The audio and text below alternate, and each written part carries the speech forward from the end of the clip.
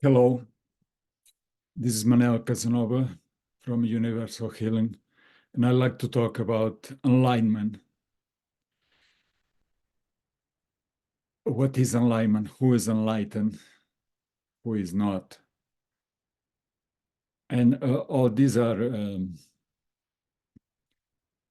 hard questions to answer, or to even to pretend to know 100% about everything. But of course, like many people, I was very excited and curious about enlightenment years ago. I still am, but I have relaxed in a way about it, because I'm working with the light all the time. I'm working with the energy, and in the energy of different colors, but I'm having experiences of the light that we are all the time, doing healings and working with people and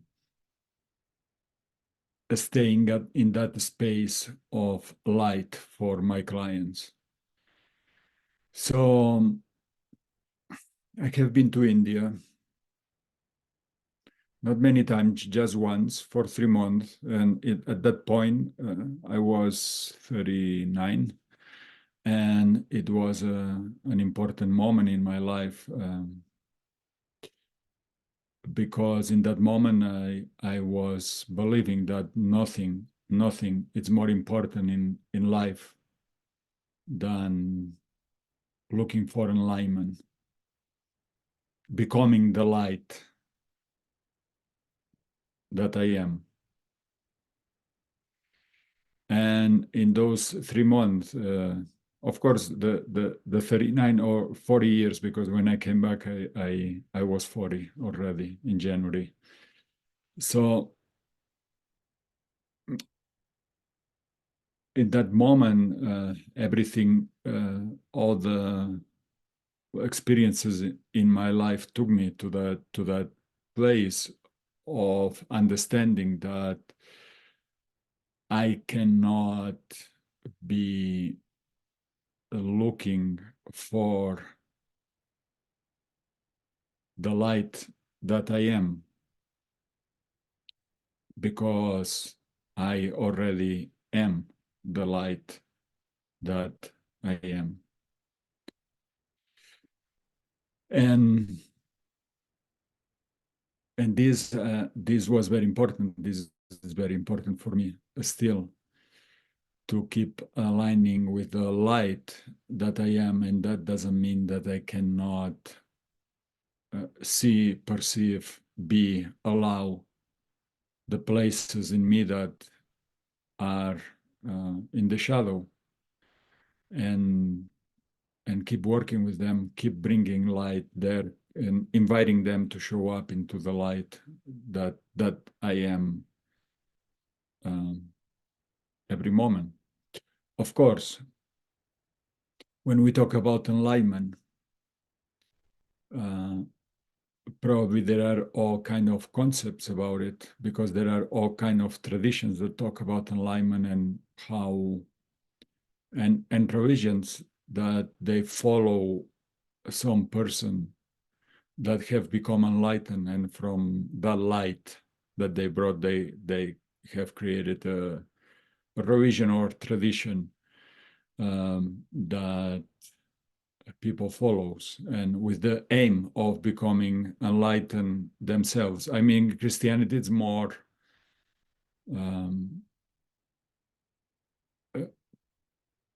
being good, trying to save yourself, and so then you're gonna go to heaven, more than becoming enlightened in this life. But if you go to the mysticism of Christianism, you see many saints. Like, to me, it's not that I know everyone, but I was raised Catholic, and I was always feeling in a way a connection with San Francesco de Assisi, Saint Francis of Assisi or Assis, and that in the way that he speak, in the way that he was teaching to me, it felt a very enlightened person.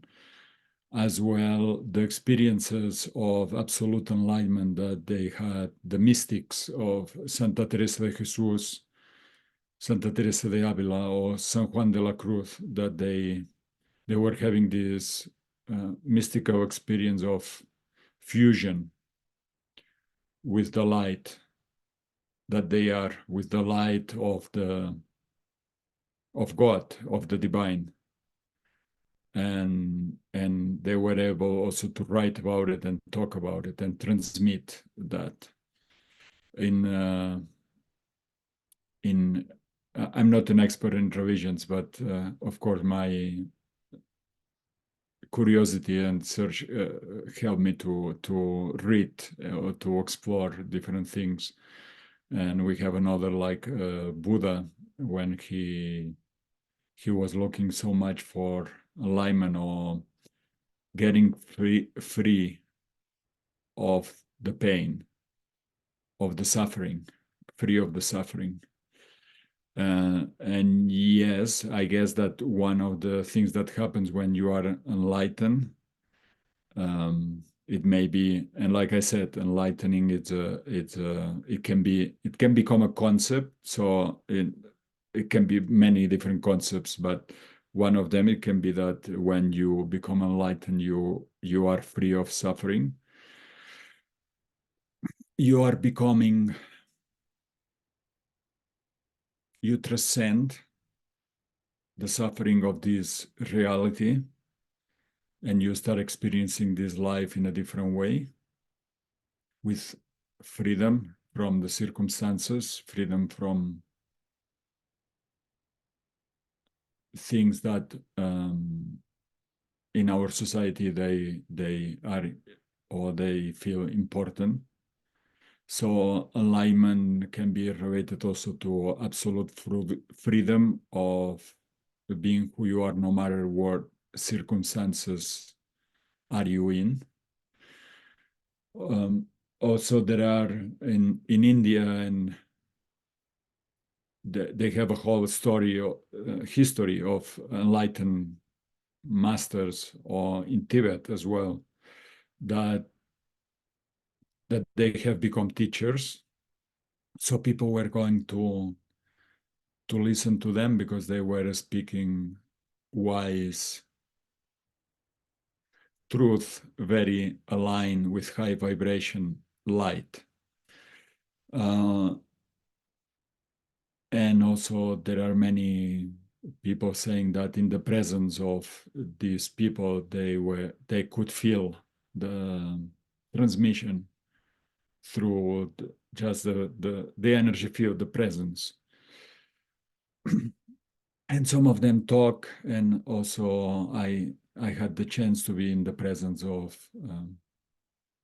people that in India they veneer them as enlightened people, and they cannot talk. They have been, their system got blown away or burned out in a way that they cannot speak, and they cannot even control their movements or their bodies 100%. But they are there, and their presence transmits the light. And so, okay, are we all, it's our aspiration, are we in an evolution to that the best thing that we can do is escape from this physical reality and become light? Yeah, I don't know. I guess that some people are having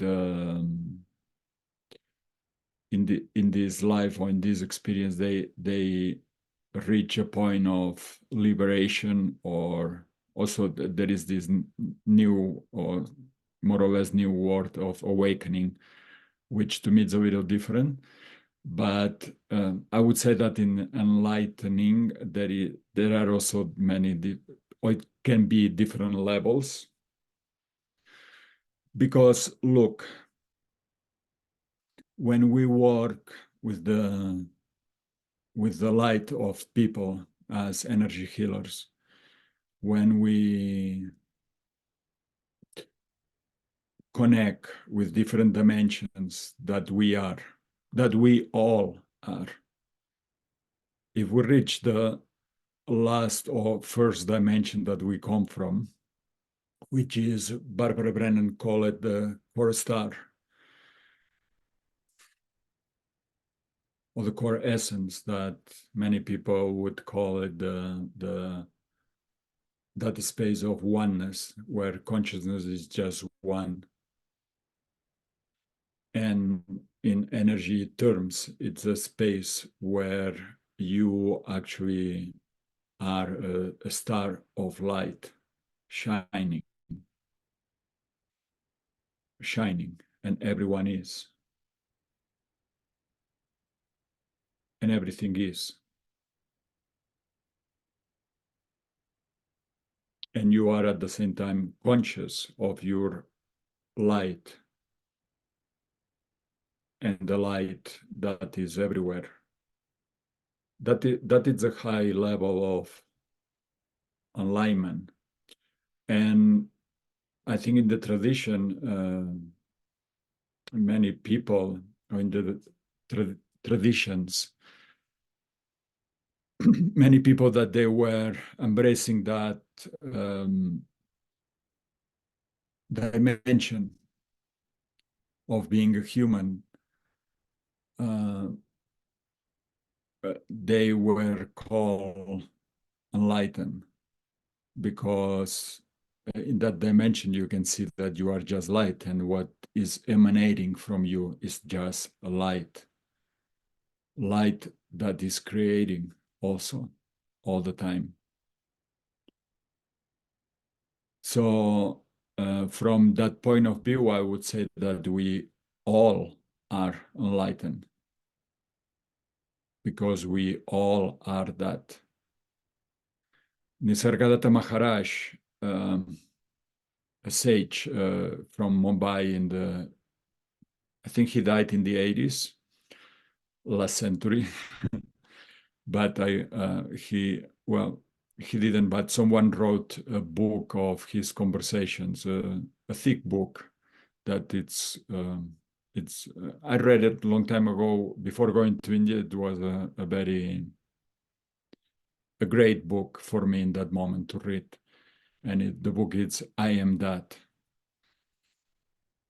And I remember that someone was asking him in the conversations that he was holding every week, I think, or some afternoons in his house, that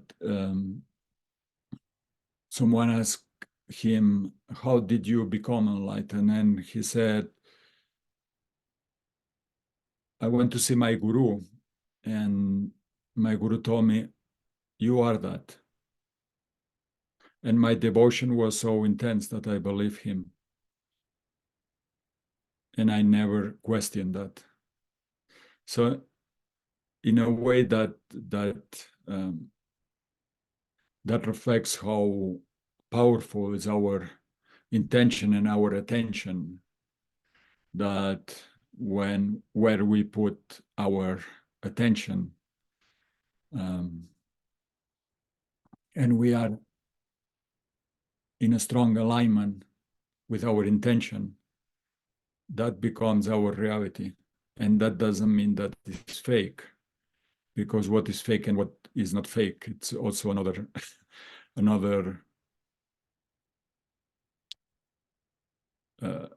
concept. Because if when you enter the levels that are not so easy to see,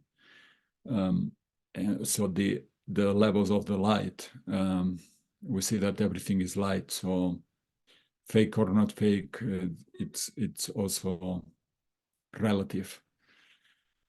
And in the Hindu tradition, they have different traditions inside the Hindu tradition that are Vedanta and Tantra, and I guess some other ones.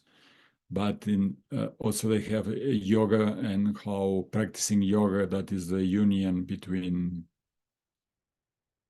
the soul and the body, or let's say the union that brings you to a space of unity.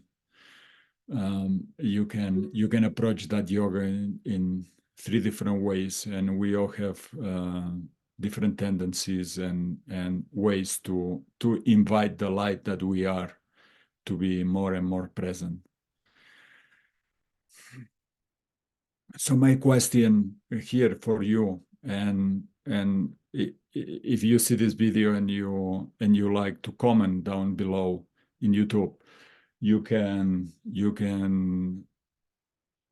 talk about it. You can say whatever you would like to say in the comments about enlightenment and your perception about it. In this moment, and I'm saying in this moment because I like to keep the truth that comes from my mouth really open and uh, constant evolution of where I am moment by moment, day by day, year by year. In this moment, I really like to see, because it's what I'm seeing, that we are all light and we are all enlightened. Here is taking me into another place. What I just say that how is that possible that I say that when there is so much suffering, so much struggle in this world? And well, yes, there is, and we are living this world. We are experiencing ourselves in this world in many different levels, and depending on the level that we access, that we are inviting our body mind system into it, we're going to perceive this world in different ways. And we are focusing in fear and the struggle and the suffering and the lack. We're going to see this world as a place to survive and hopefully not to come back again. Like many people says, like my mother. but but if you start perceiving higher levels of consciousness, that we all have these higher levels, but sometimes we need some training or uh, someone that helps us to reach higher levels in our own system, to start perceiving that actually we are the creators of this world. We are the creators of our day by day, moment by moment experience. And of course, we are not just alone. We are in a space that we are all the same consciousness creating this reality. But how more we can focus and our attention in what we really want, and we start opening like our heart, or we start opening our chakras in alignment. Uh,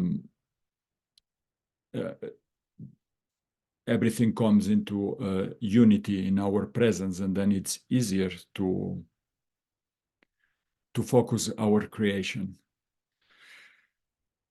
Usually trauma, fears, and collective trauma and all that, it's creating not just separation, but also in us, it's creating a distortion, and it's hard to see, to perceive, to be in a space of unity in ourselves or oneness in ourselves, so we can really go in one direction. There are many different directions in us, pulling us in our energy and our creation into different directions, so that it's really creating conflict and suffering and so on. But that it's how we can experience this world and how we can experience this reality. And maybe we like to be here, and we find our soul finds a value into having this experience, even with the pain and the suffering.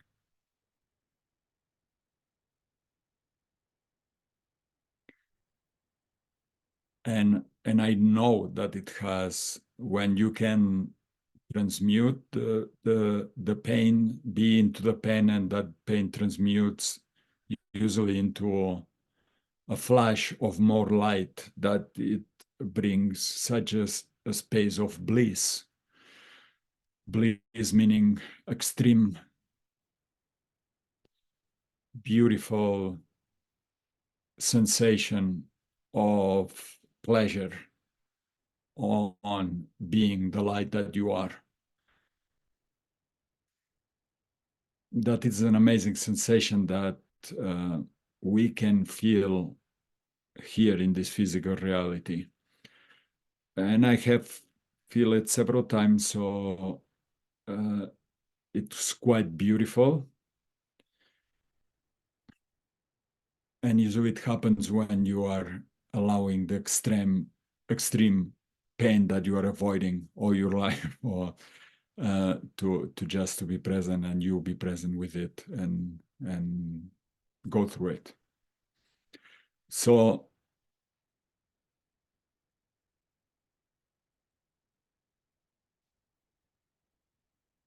do you want to be here? Do you want to be enlightened? Or you just want to be who you are and transmute the pain and keep going in this adventure, this beautiful adventure of being a human being here? Look, at the end, also, uh,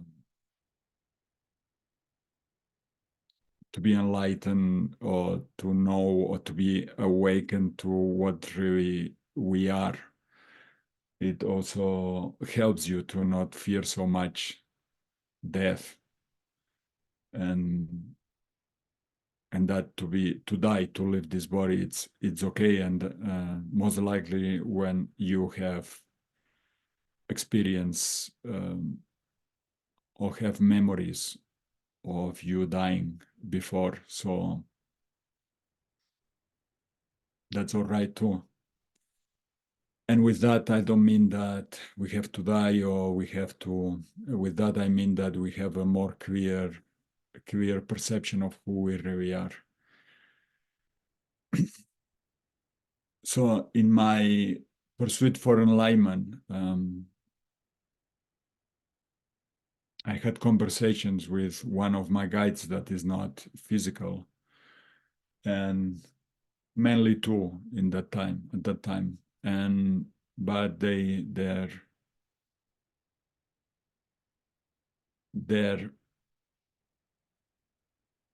message to me was always, be who you are, be who you really are. Which of course at that time it was kind of confusing, because who am I? You know?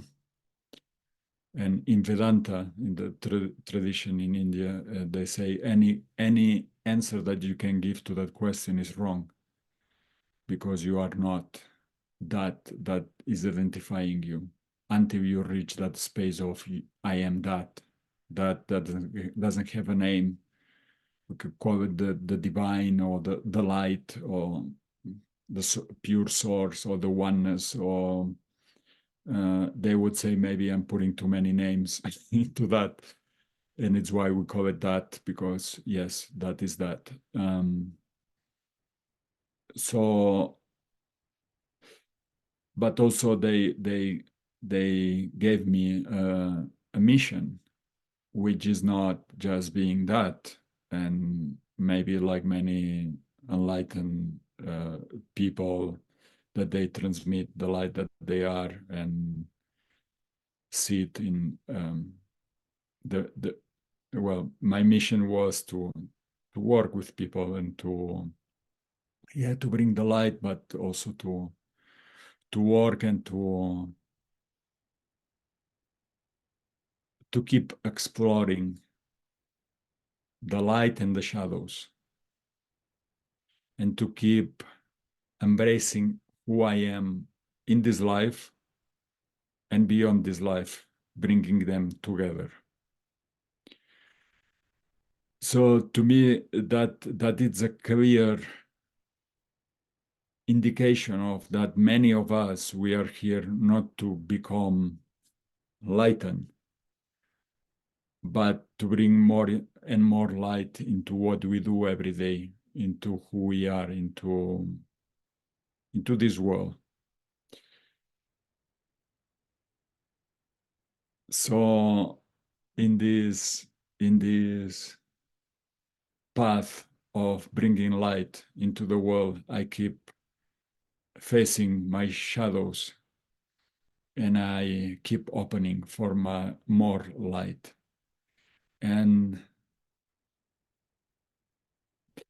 I would really appreciate if you comment down, how do you bring light into this world?